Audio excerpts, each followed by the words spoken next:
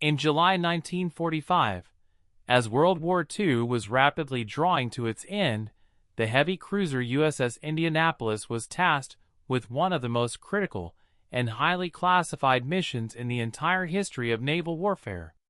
The ship, a fast and powerful flagship of the United States Fifth Fleet, was ordered to sail from the west coast of the United States to the Pacific Theater. Unlike its previous missions involving heavy naval engagement and bombardment, this voyage was entirely focused on delivery. The ship was carrying a cargo of such immense strategic importance that its purpose was known only to the ship's captain, Charles Butler McVay III, and a handful of top military officials. The survival of this cargo was deemed non-negotiable for the immediate conclusion of the war. The secret cargo consisted of the critical components and enriched uranium core necessary for the world's first deployed atomic weapon, later codenamed Little Boy. These components were sealed in lead-line canisters and secured in the ship's unescorted hold.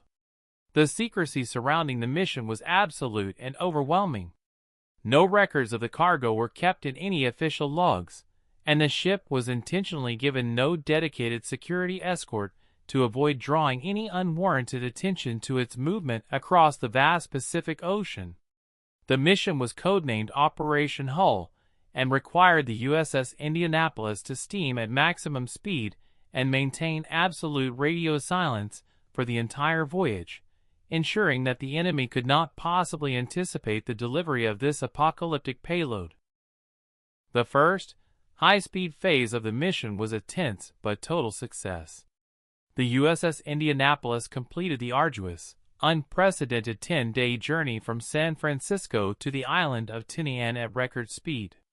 Upon arrival on July 26, 1945, the crucial components were immediately offloaded and quickly prepared for their final assembly and deployment onto the Boeing B-29 Superfortress bomber, the Enola Gay. Captain McVay and his exhausted crew understood that they had successfully delivered the key to ending the war. Their mission, however, was far from complete, as the ship was now ordered to proceed to the Philippines to join other United States Navy forces for routine training exercises before the final planned invasion of Japan. The USS Indianapolis departed Tinian on July 28, 1945, steaming west toward Leyte Gulf in the Philippine Sea.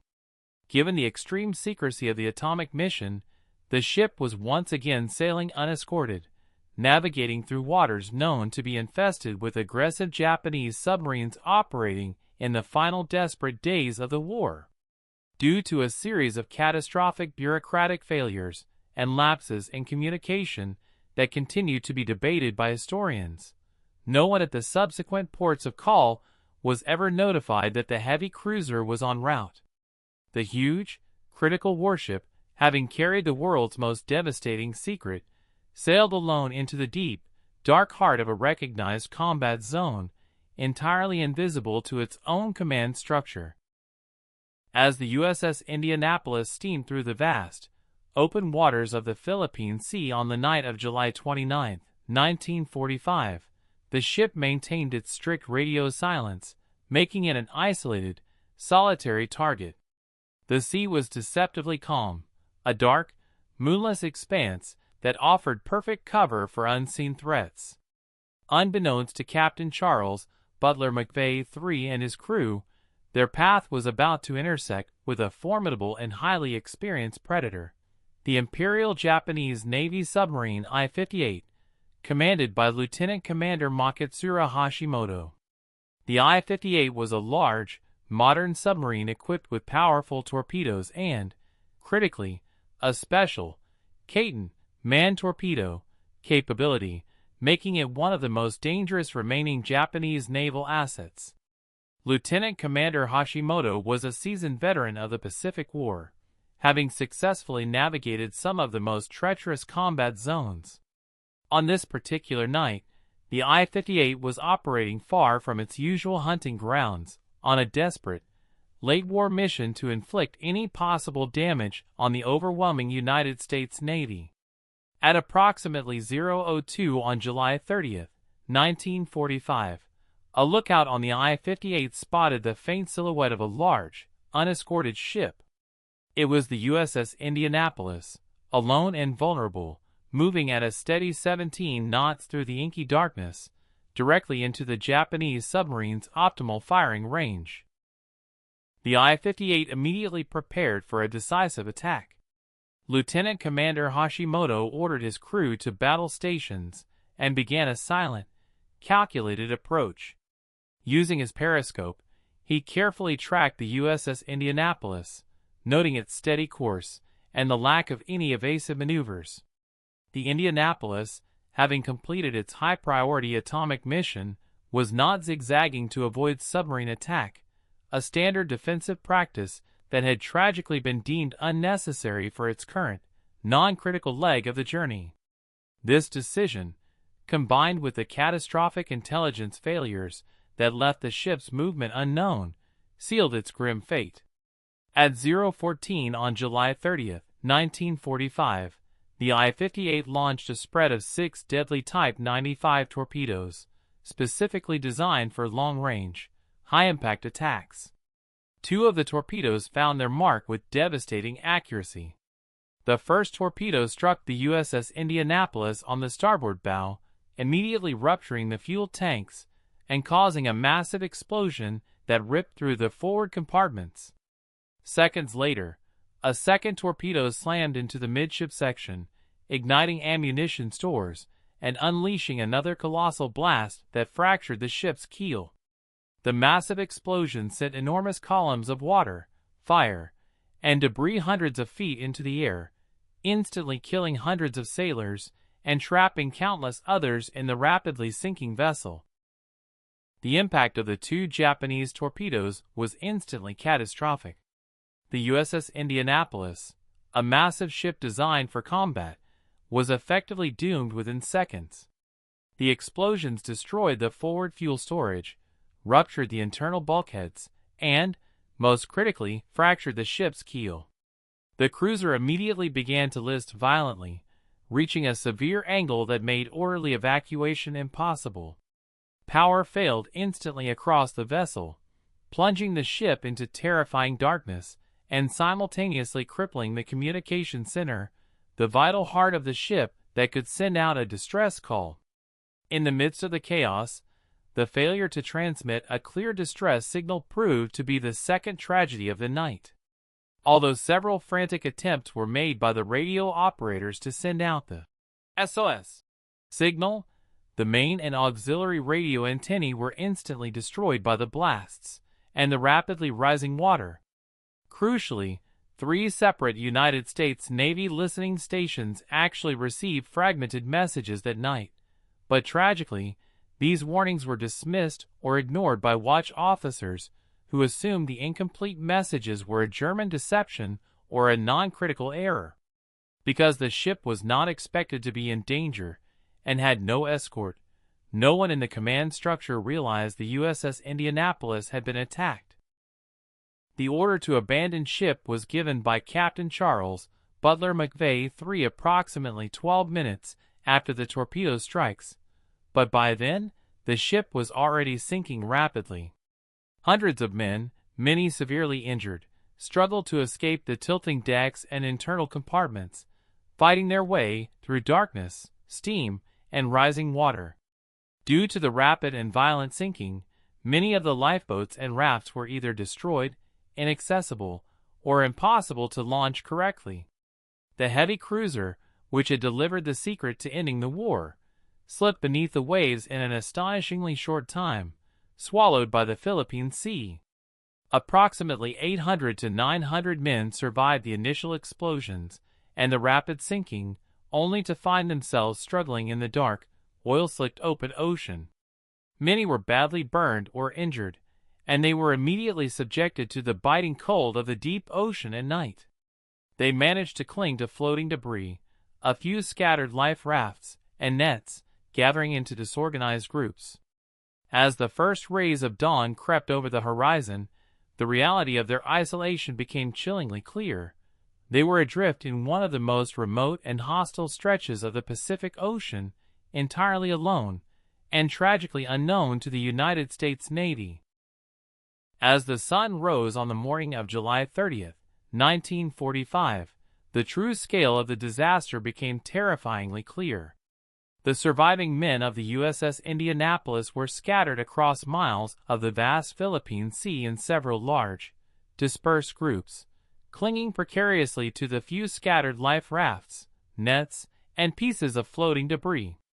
They had virtually no fresh water, and the equatorial sun immediately began to beat down with brutal intensity, turning the cold relief of the night into a new, agonizing threat of severe sunburn and rapid dehydration.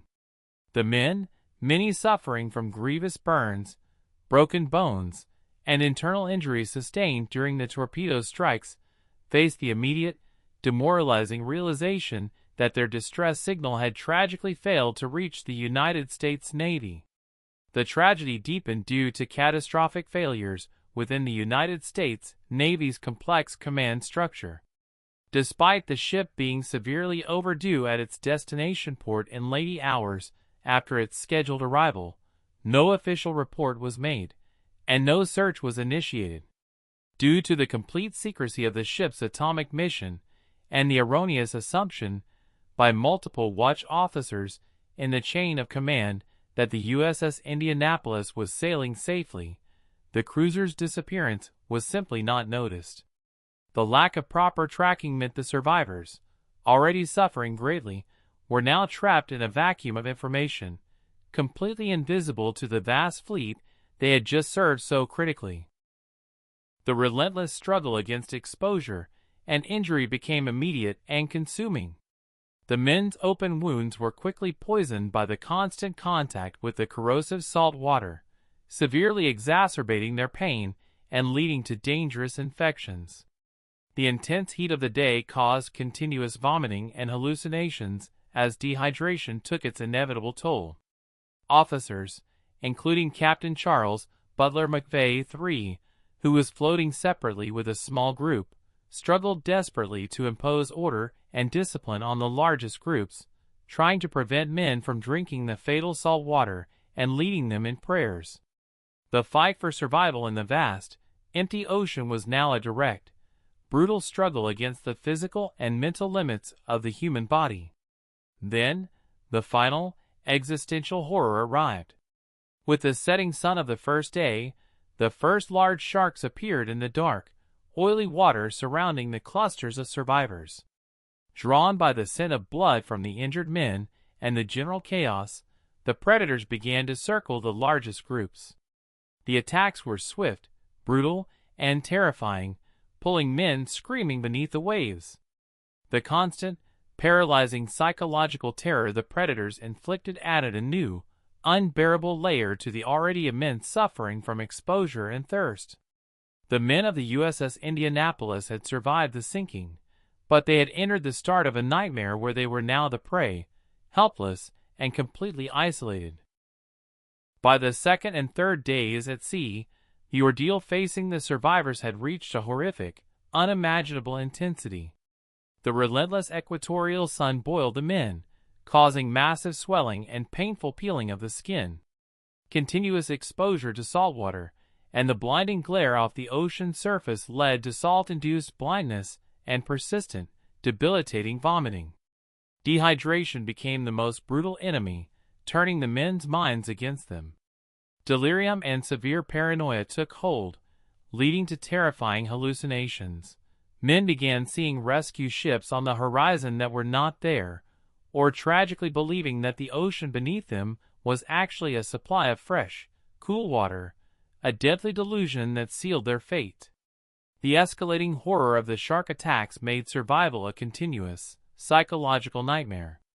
The men quickly realized that the attacks intensified dramatically at dawn and dusk, turning the water immediately surrounding the larger groups into a zone of pure, paralyzing terror. As the predators continuously and methodically targeted the isolated or wounded men, the survivors were forced into the heartbreaking realization that they could not help those being attacked, as doing so would only draw the sharks closer to the main group. The constant presence of the predators, and the sight of men being dragged beneath the surface shattered morale and accelerated the psychological breakdown of many. The desperate groups began to thin out rapidly due to the combined action of the elements and the relentless feeding. Order and discipline, maintained previously by sheer willpower, began to collapse completely. Delirium and utter desperation led many exhausted sailors to ignore the pleas of their officers and tragically drink the surrounding salt water, immediately accelerating their death through hypernatremia. Those who drank would typically enter violent, final stages of madness, sometimes fighting their comrades or swimming away to their death, fully convinced they were following an unseen rescue ship to safety. Captain Charles Butler McVay III, separated from the largest groups, continued to drift, doing his best to keep his own small cluster cohesive, but the power of the ocean and the madness were now the dominant, unstoppable forces. The ultimate tragedy was the continuous, agonizing failure of the United States Navy to acknowledge the loss. The vast command chain, focused entirely on the immediate end of the war, still assumed the USS Indianapolis was safely underway. Furthermore, crucial intelligence gathered by the United States from intercepted Japanese messages, which clearly mentioned the sinking of a large American ship in the area, was tragically dismissed or ignored by intelligence officers. The men floating in the Philippine Sea were not only fighting for their lives against the ocean and its predators, but were also fighting against the compounding negligence and bureaucracy of their own service, which had inadvertently abandoned them to die alone. By the fourth and fifth days, the ordeal had reached its terrible, final climax. The vast numbers of sailors who had survived the sinking had been tragically reduced to a few hundred, scattered across the ocean. The largest groups, once centers of hope and cohesion, fractured completely due to infighting, mass delirium from drinking salt water, and the constant, devastating attrition caused by the sharks. The last surviving men were beyond exhaustion, clinging to life by sheer, primal will. Hope had almost entirely evaporated. They believed they were utterly forgotten, and the relentless sun and predators seemed destined to claim them all in the deep, dark ocean. Then, on the afternoon of August 2nd, 1945, the unimaginable happened. A routine patrol aircraft, a Lockheed Ventura bomber piloted by Lieutenant Junior Grade L.C. Gwynn, was flying a standard search pattern high above the Philippine Sea. Purely by chance, Gwynn spotted an unusual oil slick stretching across the surface. Following the slick out of curiosity, he lowered his altitude and, against the glare of the water, noticed small, dark dots, men. The sight of hundreds of floating heads and frantic waving brought the disaster, which the United States Navy had entirely failed to record, instantly into the harsh light of reality. Lieutenant Junior Grade Gwynn immediately broke strict radio silence, transmitting a frantic, high-priority message. "Sinking reported in this area. Survivors in the water." The fleet's reaction was instantaneous and massive. Within hours, multiple aircraft were diverted to the area, including a PBY Catalina seaplane piloted by Lieutenant Adrian Marks. Marks quickly reached the scene and, seeing the desperate state of the men and the immediate threat posed by the circling sharks, made the courageous decision to ignore protocol. He risked the integrity of his unarmed seaplane by performing a difficult, illegal landing in the rough open sea to begin pulling the most severely wounded and isolated sailors from the water. The arrival of the first rescuers provided a scene of heartbreaking tragedy and profound relief. The PBY Catalina immediately became a floating aid station, and shortly thereafter, the first United States Navy destroyer, the USS Cecil J. Doyle, arrived and began pulling survivors onto its deck. The rescuers were met with a horrific sight: men barely alive, covered in oil, their bodies swollen, and their minds ravaged by 5 days of delirium. Of the approximately 800 to 900 men who had survived the sinking, only 316 were ultimately pulled from the water alive, marking the rescue as both a miracle and a catastrophe of epic proportions. When the devastating rescue operation was finally concluded, the grim reality of the tragedy was revealed. Out of the 1,195 men who had been on board the USS Indianapolis, only 316 were ultimately pulled from the water alive. This immense loss of 879 men cemented the sinking as the worst single-sea disaster in the history of the United States Navy. The survivors were brought ashore in a state of extreme medical crisis, suffering from severe dehydration, massive chemical burns, and deep psychological trauma. Ironically, the ship's secret mission was an unparalleled success. The atomic components had been delivered just in time for the bombs to be assembled and dropped on Hiroshima and Nagasaki, accelerating the end of World War II. The immediate, stark revelation that the United States Navy had failed to realize the heavy cruiser was missing for 5 agonizing days led to immediate, intense scrutiny within the command structure. Eager to deflect public and political blame from the systemic failures that allowed the disaster to occur, the Navy made a controversial and highly unjust decision. They initiated a swift and harsh court-martial against the ship's commander, Captain Charles Butler McVay III. The focus was deliberately shifted away from the multiple failed communications and the lack of proper routing procedures, instead concentrating the blame onto the actions of the one man who had survived the ordeal. Captain McVay was charged with 2 offenses, the most significant of which was hazard his ship by failing to zigzag to avoid submarine attack. This charge was immediately controversial among naval experts, as zigzagging was often deemed discretionary and frequently ineffective in deep ocean conditions, especially given the low visibility on the night of the attack. Furthermore, McVay became the only United States Navy captain in the entire World War II conflict to be court-martialed for losing his ship to enemy action. The decision set a dark and unfair precedent and was viewed by many, including the press, as a clear attempt at institutional scapegoating to cover the profound command negligence. The injustice of the trial reached a startling peak when the United States Navy used the testimony of the Japanese submarine commander, Lieutenant Commander Makitsura Hashimoto, against Captain McVay. Hashimoto testified that zigzagging would likely have made no difference to his successful, calculated attack run. Despite the overwhelming evidence that systemic failures were the true cause of the mass loss of life, Captain McVay was found guilty of one of the charges. He was stripped of his seniority, forced to retire, and spent the rest of his life bearing the immense, unjust guilt for the loss of his men. The true cost of the Navy's secret was paid not just by the sailors who died, but by the commander who survived. After the controversial court-martial, Captain Charles Butler McVay III retired from the United States Navy, but he never escaped the immense psychological trauma of the disaster. Despite the obvious systemic failures in communication that had doomed his ship, the public and many naval officials placed the full blame squarely on his shoulders. He was relentlessly tormented for decades by hate mail and anonymous phone calls from the grieving families of his lost crewmen, never finding peace or reprieve from the unjust guilt imposed by the Navy's institutional decision.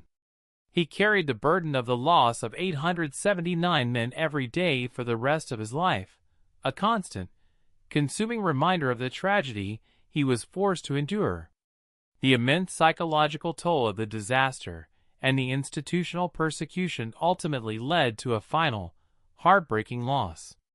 In 1968, unable to live any longer under the crushing weight of guilt and continuous harassment, Captain Charles Butler McVay III died by suicide.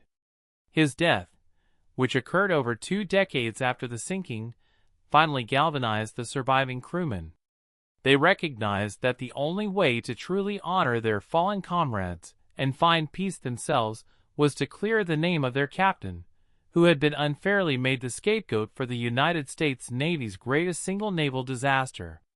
This marked the start of the final battle for justice. The long, arduous fight for exoneration began, led by the steadfast survivors of the USS Indianapolis and strongly supported by influential political figures like Senator John Warner. Their collective efforts focused on reversing the court-martial conviction, which stood as an official, unjust condemnation of their captain's actions.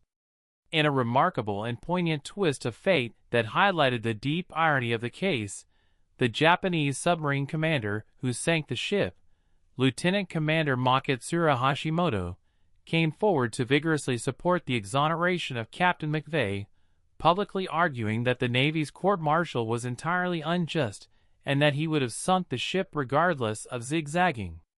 Finally, justice arrived decades later. In 2000, spurred by the relentless dedication of the survivors, the United States Congress officially passed a resolution clearing Captain Charles Butler McVay III's record of the failure to zigzag charge, acknowledging that the court-martial was fundamentally flawed and based on insufficient evidence. While the move could not fully erase the tragedy or the captain's suffering, it restored his honor and officially laid the blame where it truly belonged, on the systemic failure of the command to report the ship missing. The story of the USS Indianapolis remains the most profound tale of naval disaster, human resilience, and the immense moral cost of war.